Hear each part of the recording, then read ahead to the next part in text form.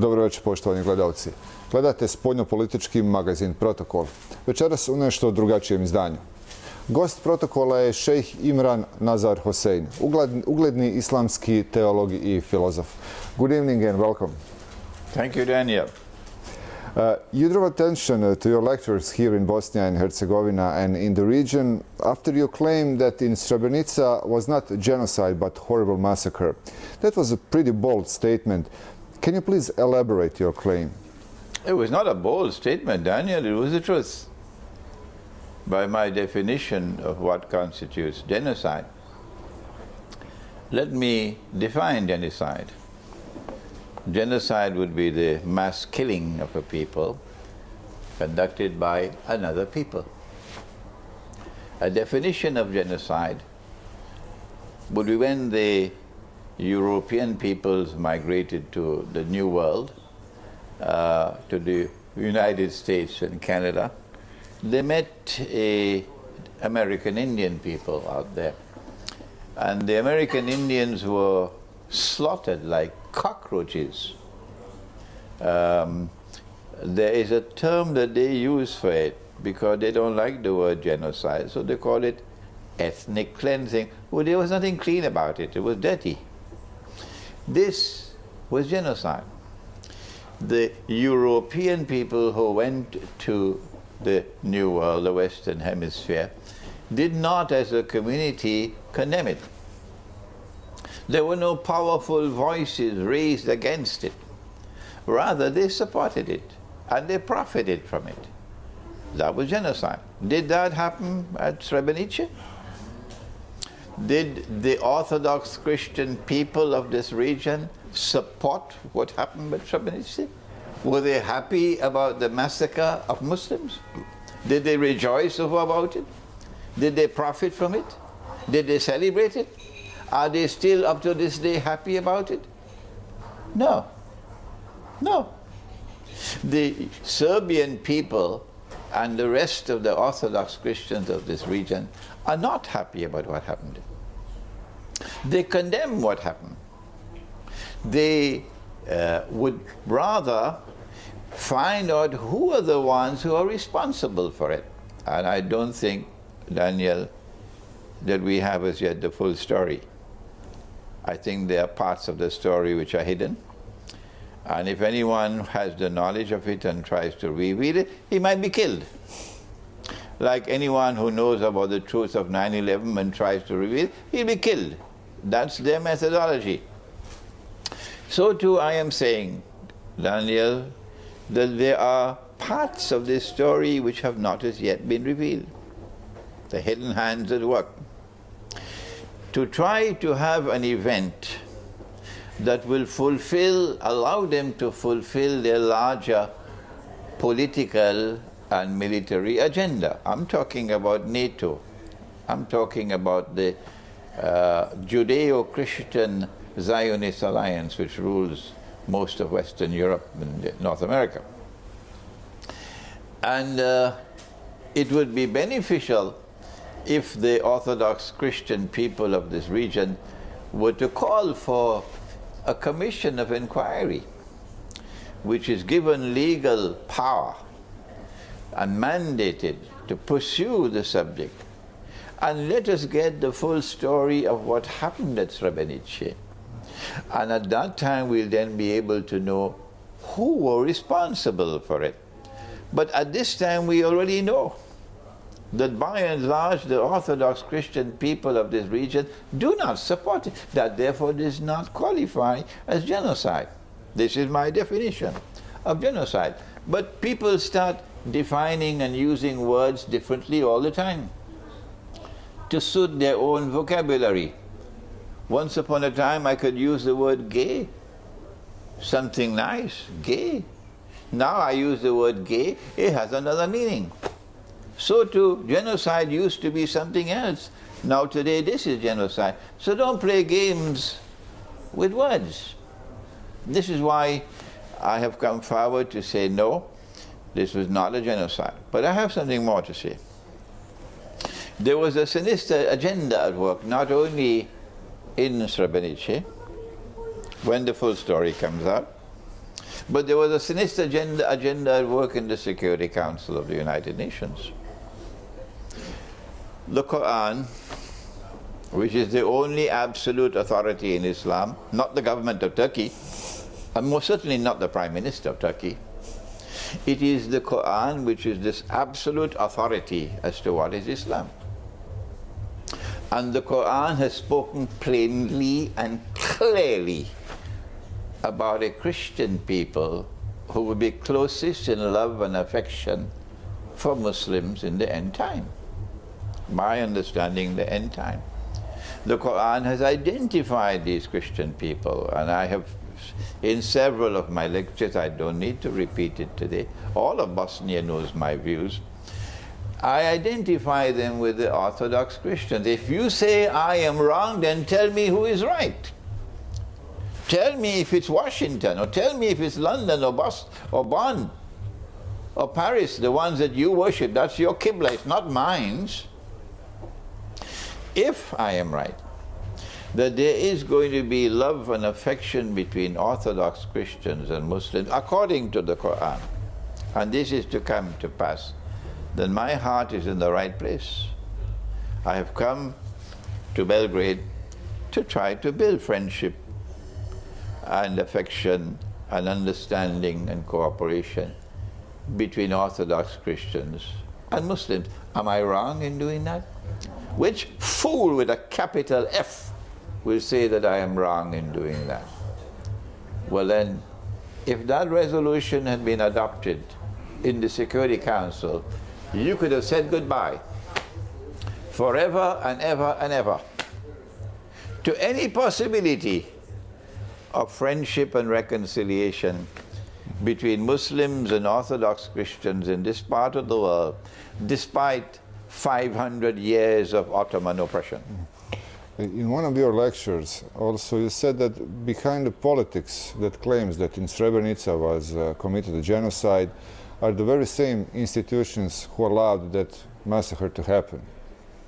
Can you be more specific? What institutions? It is when we have a commission of inquiry to pursue the truth to its very end that the evidence will come out.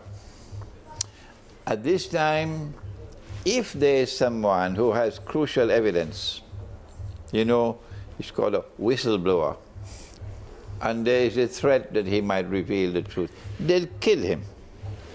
Many people have been killed since 9/11 in order to preserve that monstrous lie that is 9/11. But you can connect the dots and you ask, who are those who benefited from 9/11? What happened since then?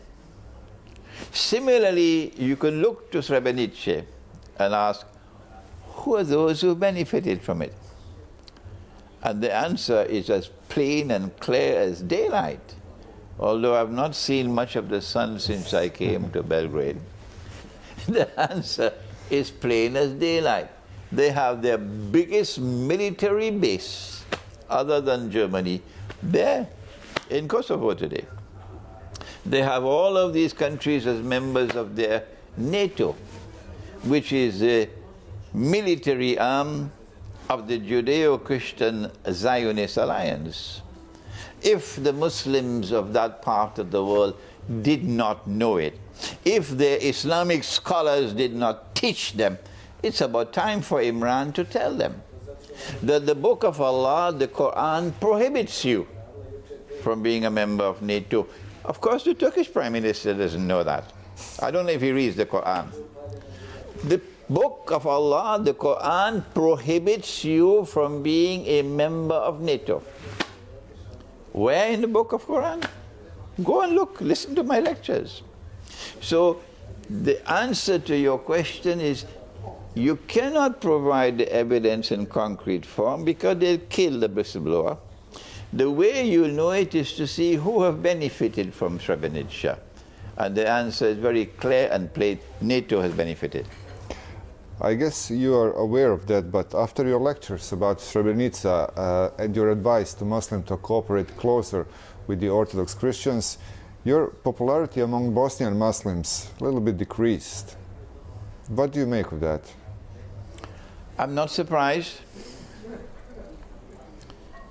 When Prophet Muhammad, Allah's blessings be upon him, made a truce with the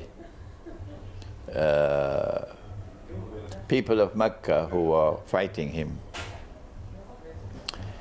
It was called the Treaty of Hudaybiyah. Not one of his followers agreed with him. They didn't like the treaty.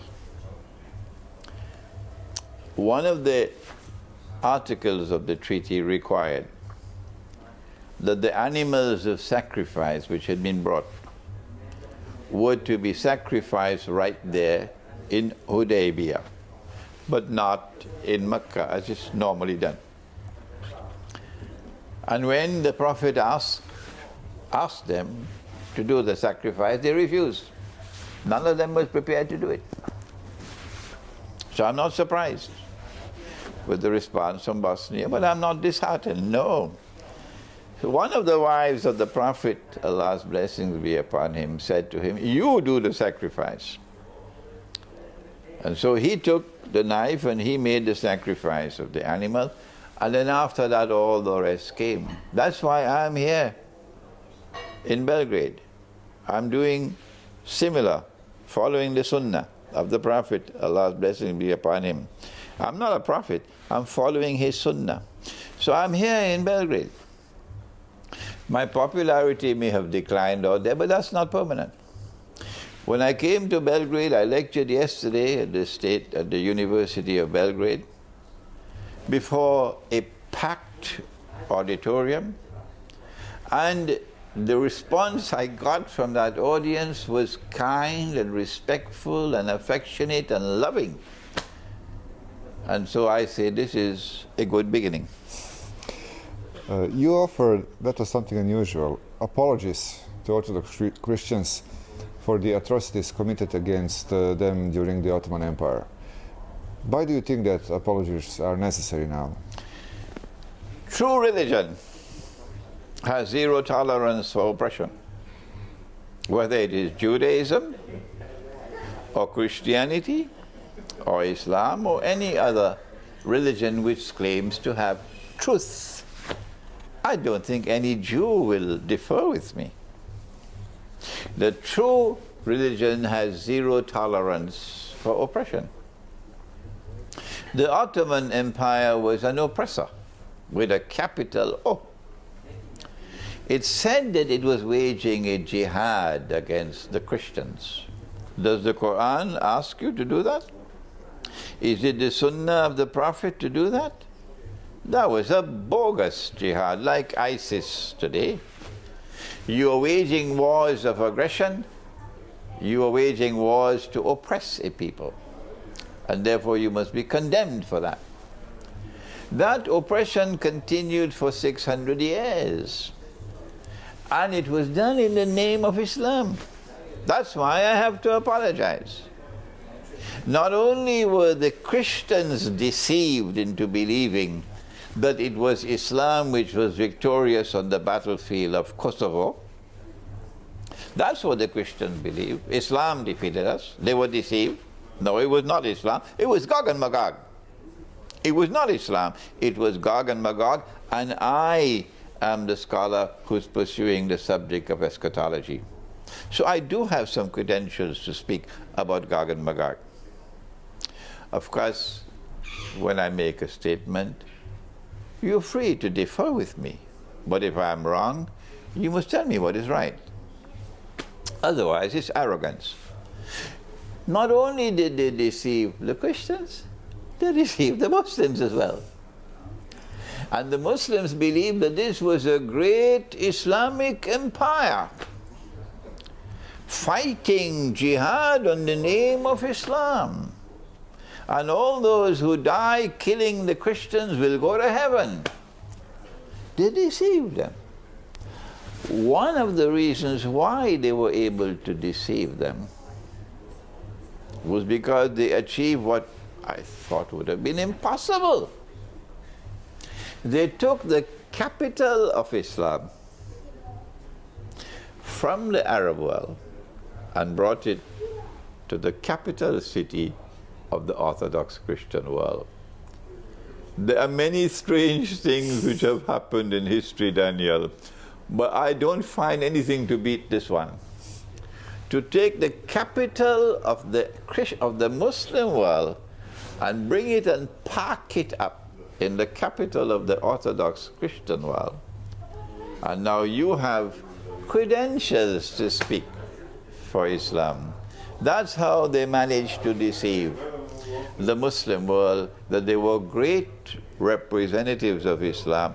Don't come to me and tell me the Ottoman Empire did this which was good and that which was good and that which was good. It's irrelevant.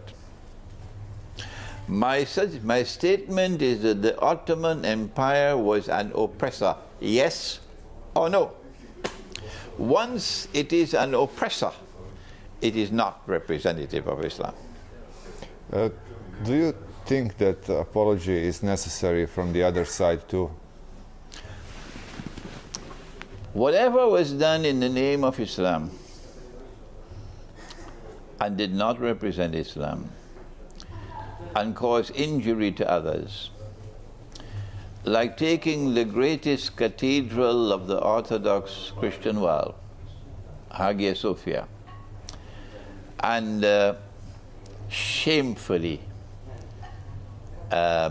transforming it and sinfully transforming it into a masjid, to drive a dagger into the heart of the Christian world that will bleed eternally. I have a duty to set the record straight. I have a duty to say this was shameful, disgraceful, sinful. And I have a duty to apologize on behalf of Islam. In doing so, I'm setting an example. And I hope I'm not doing it in any way condescendingly or arrogantly. I'm setting an example. It is not for me to turn to the Orthodox Christian world, my brothers, to say you were wrong in doing this and you were wrong in doing that and you did this which was wrong. No. It is for my brother, the Orthodox Christian, and he is my brother.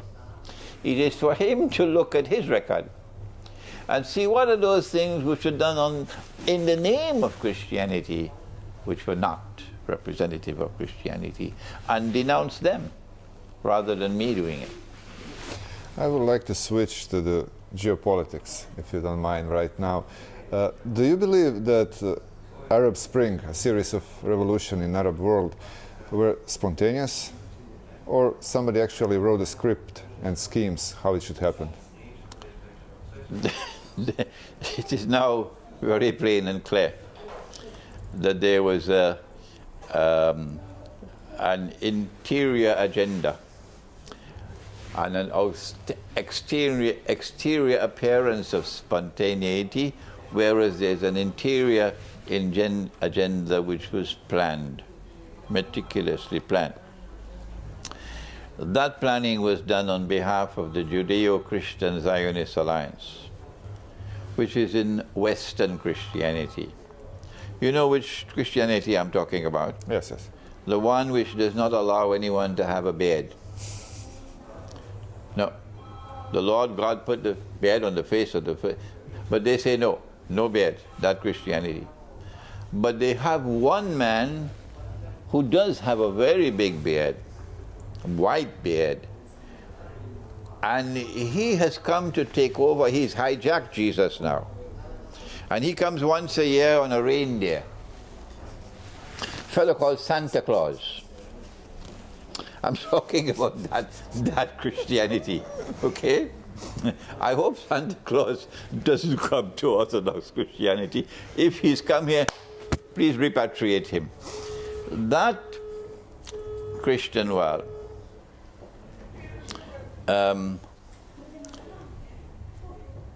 is different from this Christian world. That Christian world reconciled with Judaism, not with the Semitic Jew, who is now a small minority, but with a mysterious person called the European Jew. I don't know where he came from. How could a European be a Jew?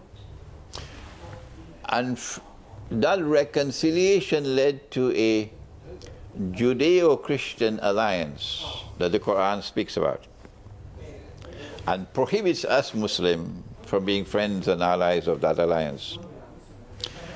The binding force was Zionism. So Christian Zionists and Jewish Zionists, or Zionist Jews, established this Judeo-Christian Zionist alliance. That alliance has NATO as its military arm to do its dirty work for it. The alliance knows that they have to wage war on Egypt, and that Israel has to wage war in order to expand its territory to encompass the biblical frontiers of the Holy Land, which is from the river of Egypt to the river Euphrates. Our sources declare that to be false. That is not the frontiers of the Holy Land, but it's there. When Israel wages that war to take the eastern delta of Egypt, you need more than aerial warfare, naval warfare, you need land warfare. As they say, you need boots on the ground. But Egypt has about 80 million people. How are you going to do it? The answer is you need NATO on one side and Israel on the other side, so that Egypt would be sandwiched. So while there was the appearance of spontaneity in the external manifestation of the Arab Spring, there was internal planning to get NATO to take control of Libya, and that's what has happened, thanks to these fools who went and waged their CIA jihad. They need Syria. They absolutely need Syria. If they have Syria, they'll have Lebanon like that in their grip.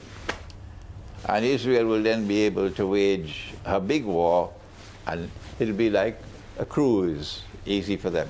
That's the internal planning. That leads us to the question you mentioned earlier, ISIS. What is your opinion about ISIS, about its origins and goals? We always knew that those who are waging the so-called jihad, whatever be the name they had, and the names are always changing, you know, like musical chairs. Yesterday we were hearing about something called Al-Qaeda. Well, I've been along for, I never heard the name. I'm 73 years of age. Where did this come from? Al-Qaeda. And it took controls of all the airways and so on, all the media. And now something else, and tomorrow something else. So you know they keep on changing names, but it's the same people all the time. So where are they getting their weapons from? Who is funding them? We always knew the external appearance they wanted to be accepted was one of a valid jihad. The internal reality was that it was still these wicked people in the CIA and the Israeli Mossad and the British intelligence and so on, who were not only doing the planning, but also the funding and providing the weapons and doing the training and so on. Lo and behold, when Russia intervened, suddenly we're hearing voices. Oh, but you're not attacking ISIS. You're attacking our boys. Oh, okay. So now the evidence is coming out that the CIA is now admitting that they were funding and they were training and they were arming and they were providing the weapons for the opposition to Assad in Libya, in Syria. So now we can legitimately declare it's a CIA jihad. But I have a better name for it. for ISIS and company. I call it the Yankee jihad. Russian intervention in Syria changed the balance of power in that war right now. Do you see the end of the conflict, and how will Syria and entire Middle East look at its end? This is where Christian eschatology and Islamic eschatology has to take over and help political science. Yes, I am myself a student of international politics and international economics and so on, so I know the subject. But I tell you, the tools of political analysis are inadequate. You need eschatology. And Christian eschatology and Islamic eschatology has to come together and interact with each other, because there's that in Christian eschatology which we don't have, and there's that in Islamic eschatology that you don't have. So I have to learn, I have to listen, I have to benefit from Christian eschatology. And I hope that the Christian will also want to listen and learn from what I have to offer in Islamic eschatology. The eschatological perspective that we bring allows us to recognize that we are now located at a moment in the historical process which is a moment of transition from, in the same way there was transition from Pax Britannica to Pax Americana. We are now in transition from Pax Americana to something which is to come after it. We recognize it to be Pax Judaica. Pax means peace, but there's nothing peaceful about it. There's only blood and lies. So the name Pax is a misnomer.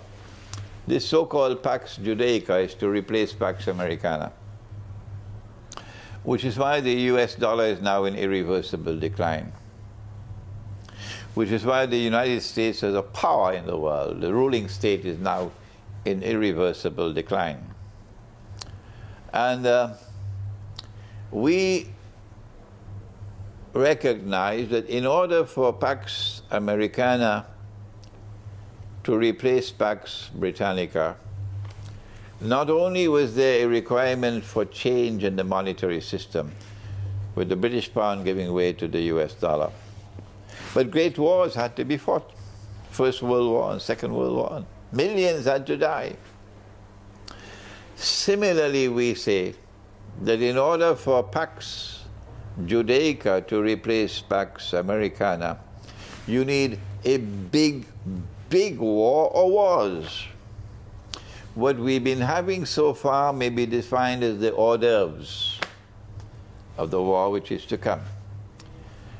The eschatology in Christianity says it's Armageddon. In Islam it's called the Malhama, and all the Muslims know about it. My eschatological viewpoint is that we are now approaching that big war, and that it's going to be a nuclear war, and the pieces are now in place. Once Russia has intervened militarily in Syria, and Russia has done that, Russia is not going to back out. Russia is not going to scale down her involvement. Once Russia has intervened, the NATO opponent has to augment his involvement. He has to come into the scene publicly the way Russia has come into the scene publicly. And as NATO does that, Russia will respond. NATO much prefers to fight Libya. Yeah. Because you can fight Libya and you can go home and have dinner. But you can't do that with Russia. The nice thing about the Muslim-Christian alliance, which supports Russia, which I'm working for, is that Muslims and Christians are not afraid to die because of our faith. If millions have to die, Daniel, in order for the oppressor to bite the dust, we don't mind dying. But those who are in the American Armed Forces because of a green card, they don't want to die. No. So they're scared of nuclear war. So I don't think Russia wants nuclear war. But Russia is saying, we are not afraid of you. I don't think the US armed forces want nuclear war because they're scared of death. But there are those who do want nuclear war. And it's time for Bosnia to understand that. There are those who do want nuclear war, and Bosnia knows who they are. I don't have to tell Bosnia that. They want nuclear war because they want to rule the world. They want to succeed the United States as the next ruling state. But Israel is too small. It is either that Israel must expand to become a much bigger state, to become a successor to the United States, or the world has to become smaller. Which one will it be? You know the answer, Daniel. That's why they want nuclear war. So that what is left of the world after nuclear war, Israel can easily manage to rule. And when Israel becomes the ruling state in the world, then at that time, our prophet has said, at that time, a day like a week for Dajjal, the Antichrist, would have come. And then after that, the Antichrist or Dajjal will emerge as a human being in Jerusalem and declare he's the Messiah. This is eschatology. So yes, my answer is, we are now staring nuclear war in the face. How do we respond? Number one, do not be afraid of death. I know the Christians are not afraid of death. And I want to say to my Muslim brothers also, you must not be afraid of death. No. If death has to come, let it come. Don't run from the battlefield because you're afraid of death. If nuclear war is to come, whose side are you on? Are you on the side of the godless oppressor, who now a man can marry another man and get a marriage certificate? Is that where your heart is? Don't you have any sense in your head? Or is your loyalty to the one who is standing up to the oppressor? In the Quran there is Zulqarnain. Qarnain means 2 ages. A first age before Gog and Magog was released, and a second age afterwards. And in Surah Al-Kahf of the Quran, power in that region of the world in which the Black Sea is located, power rested on the foundations of faith, and power was used to punish the oppressor. The Quran is telling us that in time to come, in that same region of the Black Sea, and Daniel, you know that Crimea is in the Black Sea, don't forget that. Crimea is in the Black Sea. In that region of the world, destiny is that power will once more rest on the foundations of faith. Even after the Bolshevik Revolution, the Jewish Bolshevik Revolution, even after communism, even after the Soviet Union, Russia is returning to her spiritual heart. Their heart is barbarian. That's why a man can marry another man and get a marriage certificate. But Russia's heart is spiritual. Can't you see that? Power is there in Russia, and they have to respect it. That power is now resting on the foundations of faith. If you don't know it, I'm telling you that. And now the world will see what is there in the Quran. That power is going to be used to punish the oppressor. So where should you be in this coming confrontation? You should be on the side of Russia. So I am sending a message to the Muslim world. Don't expect the American Republic of Pakistan to join with Russia, or the American Kingdom of Saudi Arabia to join with Russia. No, it is you, the people. You have to join, particularly if you are in the Russian Federation. Join the Russian armed forces. They are buying people for ISIS with $1,000 a day. You're not people to be bought and sold. Join the Russian armed forces and be on this side in that coming war. And if you are a young man in Saudi Arabia, come and join the armed forces of Russia. So that what the Prophet Muhammad ﷺ prophesied, He said that there will be an alliance between Muslims and Rome, or Orthodox Christianity, in the end time. That alliance will come if you join the Russian armed forces to stand up against NATO in the coming nuclear war. What is the future of Islam in Europe? There will be no Europe tomorrow. There will be no North America tomorrow. I think after nuclear war, Europe and North America would not be a place where it is habitable, okay? So the future is one in which sensible people should be making hijrah, migrating out of North America or migrating out of Europe. If you cannot migrate out of the country, out of that region, you should at least leave the cities and go to the remote countryside. There is a verse of the Quran in Surah Al-Isra in which Allah has spoken of the destruction of every town and city. I am beginning to reassess my understanding of the verse, that perhaps the Quran is not speaking about every single city in the world, but rather every single city which by divine guidance ought to be destroyed, like one which permits the marriage of a man with another man, you're supposed to be destroyed. So get out of the cities, such cities, where you see the legal permission for a man to marry another man, because destruction is coming, and go to the remote countryside. The Quran says those cities which are not destroyed will be punished with terrible punishment. The punishment would be that nuclear war will disrupt supply of food, supply of water. People will be starving, no water. There'll be riots. There'll be dog eat dog.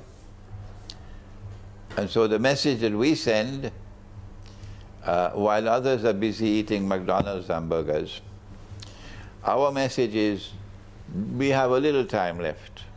My feeling, and I hope I'm wrong, I hope I'm wrong, Daniel, I don't think we have more than 1 year left before nuclear war. Let me say it one more time. I hope and I pray I'm wrong. But if it is to come because of dreams which I have had, then you have a little time left. Get out of the cities, because even if you are not destroyed in the nuclear war, there'll be no food, there'll be no water. And you will be responsible for the suffering of your wife and your children at that time. So go to the remote countryside and go to places where you can produce your own food and where there's a supply of water. That's the future for Europe, whether you're Muslim or you're not. And I would like to end with your opinion about, is Samuel Huntington right? Can these two civilizations, Christian and Islamic, coexist? Tell Samuel Huntington for me that it would be beneficial for him to take a little time to read the Quran, because something spectacular is taking place in the world that he doesn't know about. Something with enormous strategic implications is taking place in the world now, despite Samuel Huntington. And that is that two civilizations are coming closer to each other, not clash. And tomorrow Bosnia will wake up. Tomorrow Albania will wake up. They love me, yes, they love me. And they feel puzzled by my views on genocide, on Srebrenica. But tomorrow they will wake up because they love the Quran. And they know that I am teaching the Quran. And what is in the Quran must come to pass. In Spanish they say, que será, será. And in your language they say, sta bude brice. Sta bude brice. It will come to pass. These two civilizations, the Christian and the Muslim, are coming closer together. And the Quran has said, you will be the closest in love and affection to us. So tell Samuel Huntington, take a little time to read the Quran. Thank you very much. You're welcome. Poštovani gledalci, bilo je to sve za večeras. Toliko za protokole za ovu nedelju. Vidimo se ponovo za 7 dana.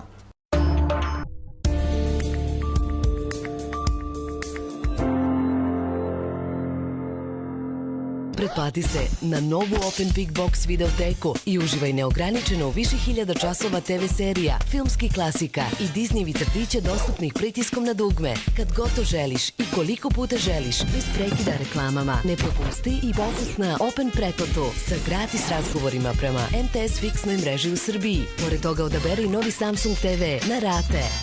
Više od televizije. MTL Open. Otvoreno za sve. Imamo veliko dvorište, kuću na sprat, iza kuće sve prateće objekte, štalu i voćnjak sa 2 hektara šljive savke. Čovjek bi rekao malo li je, pravo da vam kažem i nije malo, mada može to puno bolje. To će tek da vrijedi. Jedina uknjižena imovina je vrijedna imovina. Odazovi se našem pozivu za izlaganje i uknjiži svoju nepokretnost potpuno besplatno. Uknjiženo vrijedi više. Republička uprava za geodetske i imovinsko-pravne poslove Republike Srpske. Kupite svoju kartu za biznis prve klase. Poslujte sa novim M-Biz tarifama sa neograničenim razgovorima prema fiksnim mrežama u BiH, neograničenim SMS-om i mobilnim internetom, uz dodatne bonus minute za pozive prema Srbiji. A iz bogate ponude izaberite jedan od atraktivnih uređaja za 1 km. Entel, imate prijatelje.